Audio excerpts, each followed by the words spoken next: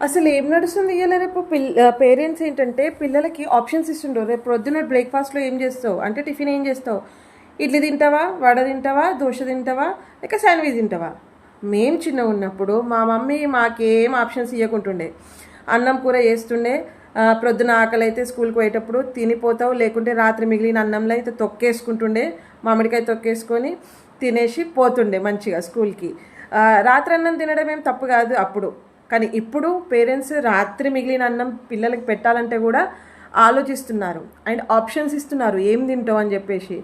మా చిన్న ఉన్నప్పుడు అట్లా ఏం లేకుండే. అంటే ఆకలైతే తింటావు, లేకుంటే లేదు, అంతే.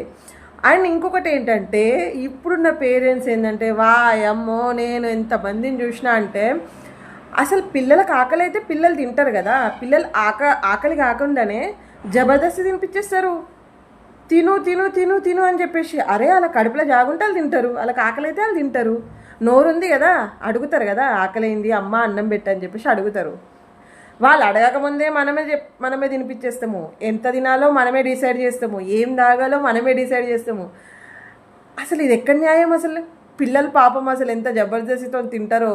ఇంత ఇంత నోట్లో అన్నం పెట్టేసుకొని ఆ మొబైల్ ఒకటి పట్టుకుంటారు ముందట. ఆ మొబైల్ స్క్రీన్ టైం చూస్తూనే ఉంటారు పిల్లలు. ఆ తల్లులు మొదలు పెడుతూనే ఉంటారు తిను తిను తిను అని చెప్పేసి. అంత ఎంత తిన్నాడు ఆ బాబు, ఏజ్ ఏంటి, పాపనా బాబా, ఎంత తినాలి ఎంత తినద్దు అని చెప్పేసి ఏమీ లేదు.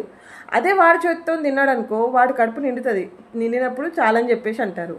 అంటే ఇప్పుడు పిల్లలకి ఆప్షన్స్ ఇస్తున్నాం మనము, ఏం తినాలి ఏం తినద్దని చెప్పేసి.